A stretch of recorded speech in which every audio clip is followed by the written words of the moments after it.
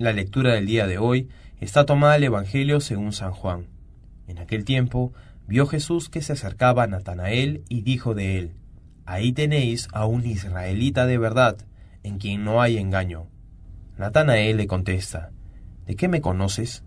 Jesús le responde: «Antes de que Felipe te llamara, cuando estabas debajo de la higuera, te vi». Natanael respondió: «Rabí, tú eres el Hijo de Dios, tú eres el Rey de Israel». Jesús le contestó: «Por haberte dicho que te vi debajo de la higuera, ¿crees? Has de ver cosas mayores».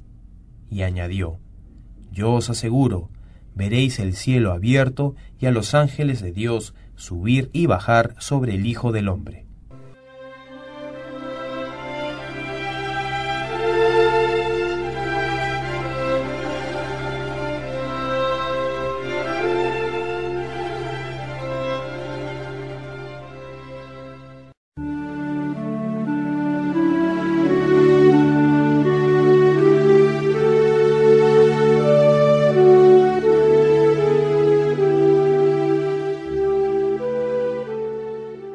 Hoy toda la Iglesia celebra a los santos arcángeles Miguel, Gabriel y Rafael. La Sagrada Escritura y la tradición nos hablan de estos tres personajes: Miguel, el defensor; Gabriel, el mensajero; y Rafael, el consolador.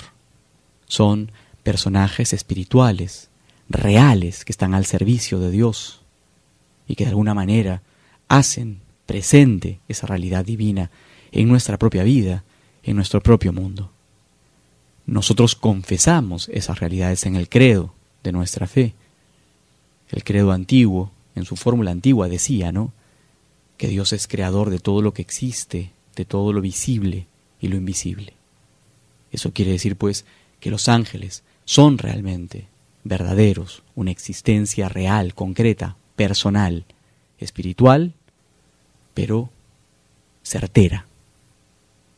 Y esto es algo que nos tiene que llenar de esperanza. La fiesta de estos ángeles tiene que renovarnos en esa esperanza, porque eso significa que Dios se acerca a nosotros también a través de ellos, que Dios también los pone cerca de nosotros para que podamos contar a través de ellos con su compañía, con su gracia, haciéndonos caer en la cuenta de cómo Dios es providente y cómo nuestra existencia está en sus manos. Miguel, por ejemplo, el arcángel, que es el defensor de la fe, el defensor de la vida cristiana, el defensor de Dios, aquel que se enfrenta con el demonio y que lo vence. Gabriel, que es el que anuncia, el mensajero, como anunció a la Virgen que iba a concebir en su seno al Hijo de Dios. Y Rafael, el que consuela, aquel que se acerca en los momentos difíciles, como lo hizo con Jesús en Getsemaní, para consolar, para ayudarnos a soportar con entereza, con valor, con integridad, con esperanza, todo aquello que debemos enfrentar. Son pues realidades bellísimas, hermosísimas, que son patrimonio de nuestra fe y que no podemos perder de vista. Los ángeles hacen parte de la revelación que hemos recibido y por lo mismo también estamos llamados a tener una relación personal con ellos, a invocarlos cuando es necesario, a confiar en ellos cuando así lo necesitamos. Que los ángeles, pues, sean realmente presencias vivas en nuestra propia vida para que aprendamos a contar con ellos siempre.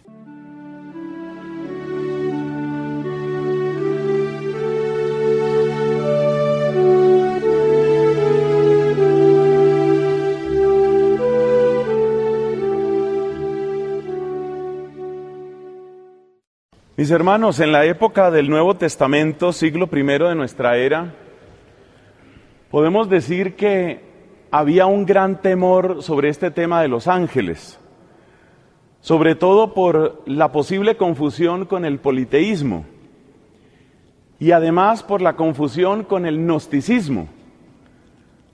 Aunque el gnosticismo con ese nombre tal vez no fuera tan popular en esa época, ya las ideas empezaban a darse.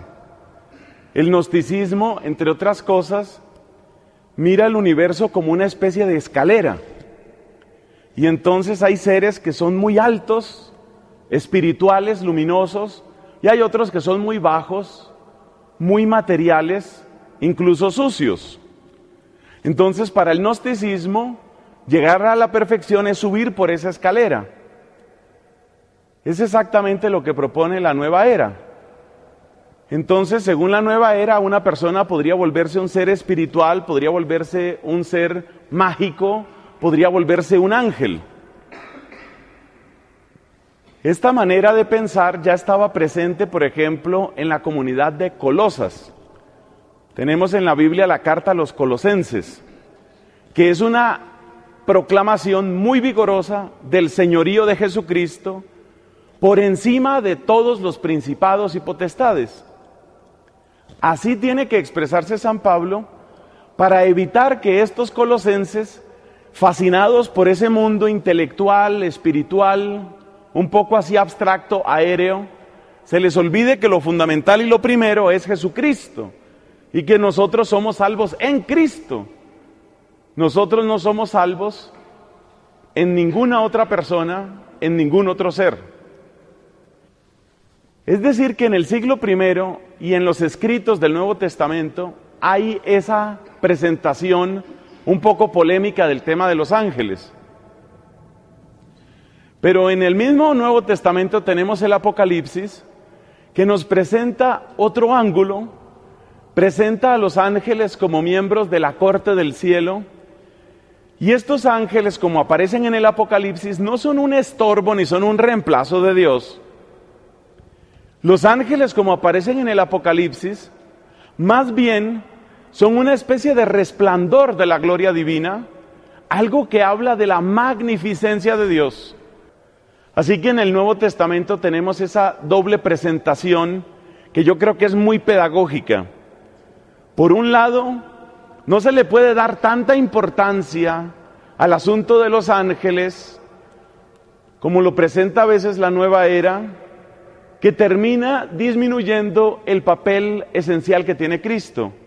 Pero por otro lado, el mismo Nuevo Testamento nos muestra que sí hay una manera correcta de ver a los ángeles y de entender a través de su existencia y de su ministerio que Dios nos llama hacia Él y que ángeles y seres humanos somos llamados a Él. Entonces el Apocalipsis nos presenta a los ángeles como una especie de eco, como una especie de resplandor de la gloria divina. Estos ángeles no miran hacia nosotros, estos ángeles no buscan nada de nosotros, estos ángeles apuntan hacia Dios. Entonces es aquí donde Santo Tomás dice que esos son los ángeles, que desde un punto de vista metafísico los ángeles son formas personales que uno se da cuenta que no necesariamente tienen que tener un cuerpo. Por eso habla de los ángeles como sustancias separadas. Estas sustancias separadas, estas formas personales, no son creaciones de la fantasía, ni tampoco son pecados abstractos o virtudes abstractas. Estas formas sustanciales, vivas, que son los ángeles, tienen exactamente las condiciones, y largo sería explicarlo, para entrar en una compatibilidad con lo que es nuestra mente, y esa compatibilidad es lo que en la teología de nuestro hermano Tomás se llama una sugestión, por vía de sugestión. Así como uno tiende a adoptar más fácilmente la manera de pensar de alguien que sea semejante a uno, pues así también estas formas sustanciales, no materiales, estas formas sustanciales que son estructura pero que tienen ese carácter personal, pueden conocer de nuestra estructura, es decir, de nuestra alma, y pueden hacerse lo suficientemente semejantes a nuestro intelecto como para sugerir. Este es el principio fundamental para entender la interacción que tienen los ángeles, o que pueden tener los ángeles sobre nosotros los seres humanos.